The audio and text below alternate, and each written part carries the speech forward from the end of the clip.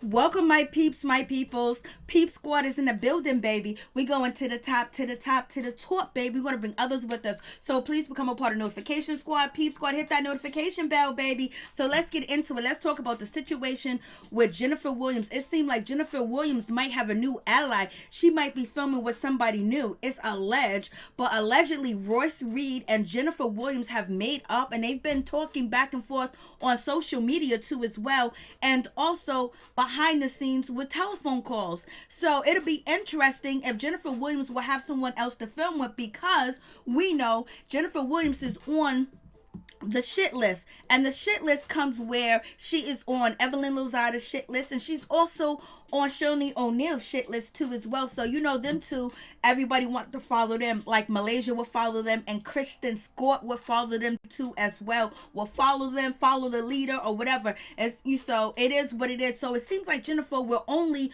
really have OG and Jackie Christie really to film with, because you know how Malaysia is, whatever, you know, Evelyn and ShaunieONeal say, she goes, and Kristen Scott is, you know, she followed them too as well. So it is what it is with that situation. But it seems like Royce and Jennifer might be making allegiance and alliance together, and maybe we just might see Royce on Basketball Wives, the new season that will premiere once Hollywood, you know, get back to filming and everything else like that. So, you know, over the weekend, Royce Reed, she posted a video or a picture, and then Jennifer commented, they had a conversation, and then the rumors mills have started that they have been talking to each other, they have mutual respect for each other, and they're cool with each other now, because you know Jennifer needs some new allies, she needs some friends, and a lot of fans would like to see Royce come back to the show, because she was spunky, she was fiery, she wasn't scared, even though she was tiny, short, and little, she stood up to everybody, and she wasn't running, and she was not scared, and she ain't scared of nobody, you know what I mean? Then on top of that, you know, just seeing Royce, you know, having a good life, you know, after Basketball Wife, she didn't just, you know, disappear. She's been handling her business, taking care of her kids, just doing most of the most wonderful things with her family, and she has survived, and she has kept going, and she never stopped, even though Basketball Wife denounced her because of jealousy, and she was, you know, fiery, and she had it going on, and she can still move, and she can still dance, and she can still shake that body, and she can still do all that too as well, and she ain't never scared, so a lot of fans would like to see Royce come back to the show. Royce was very spunky, but she never really finished her story and never really solved her issue with a lot of girls on the show, you know, so it is what it is. So what do you guys think about Jennifer Williams and Royce hooking up and actually, you know, coming together? I mean, that would be very interesting. That would be something new. That would be something that Jennifer Williams will need to as well, because Jennifer Williams had a really tough season last season. She cried. She was missing her mother too as well, and she was alone, and everybody came against her. They was not feeling Jennifer Williams whatsoever. Evelyn tried to jump across the table and attack her, and we had, you know, Kristen Scott change her mind about being cool with Jennifer Williams too as well. And then Shawnee came after Jennifer Williams, because Jennifer Williams spilled the tea, basically letting Shawnee know that, you know, Shaquille O'Neal ain't never been faithful, and everybody knows that he wasn't faithful to you. It was a big running joke. And then also Jennifer Williams exposing Evelyn Lozada about her raising her daughter Shanice, basically saying Shanice raised her own self. Evelyn wasn't around in Miami. She was doing this, she was doing that. Shanice got plastic surgery. Shanice did this, Shanice did that. And basically, Shanice was paying the bills and taking care of the household, while Evelyn was running the streets too as well. And it's alleged that Jennifer is actually the one that started the rumor that Evelyn Lozada, you know, slept with Shaquille O'Neal. But then it was thrown on Tammy Roman. So you guys tell me what you think about that situation. What do you think about Royce and Jennifer Williams teaming up and coming on Basketball Wives and giving it some spunk, giving it what it need, baby? So that'll be cool to see too as well. And I just want to see Shawnee face Royce and Evelyn Lozada face Royce too as well. And how is Miss Kristen Scott gonna talk to Royce? You know what I mean? Because you already know she's a follower. She gonna be their do girl, or they gonna have Fubu or Febreze, be their do girl. It is what it is, because we heard Febreze needs some money out here in these streets. That house that she bought in California, well, she don't have that house no more.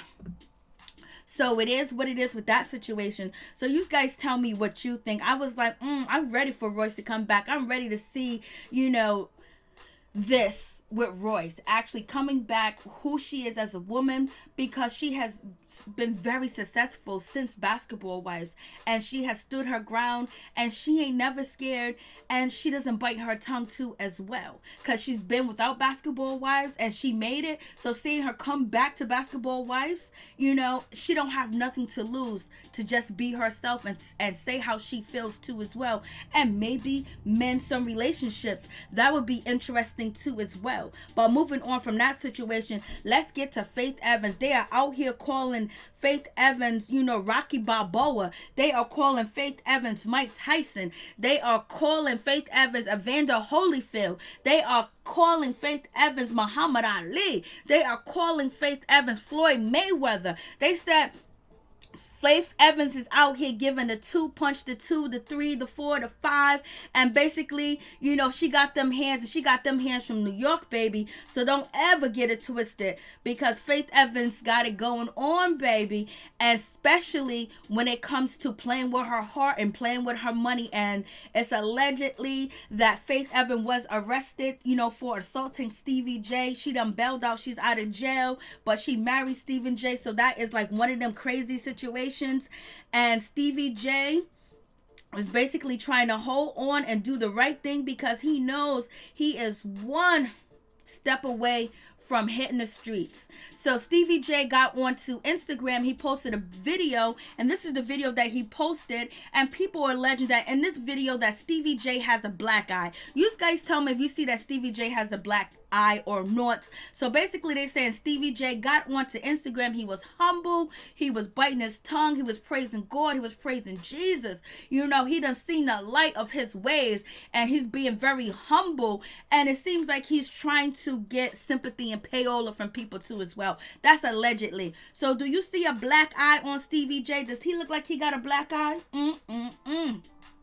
Faith Evans sure do know how to pick a man, baby. She done picked Stevie J. She should have talked to Mimi. Look how Mimi was embarrassed, disrespected, played, hurt so bad. She was hurt so bad after Nico, she didn't even go back to men, and she's still hurt by Stevie J. Stevie J's still broke her heart and hurt her, mistreated her, brought Jocelyn in, brought everybody, and just disrespected Tommy Lee, the whole nine. It's just like, if you watched how he treated, Mimi, so you already know how's he gonna treat you any different. Then on top of that, he dropped the sex tape on Eve, the rapper Eve, basically exposing her. So Stevie J do have some ways about him that are not cool and not good too as well. But Faith Evans saw something in Stevie J from back in the day, and I guess, she just said, you know what?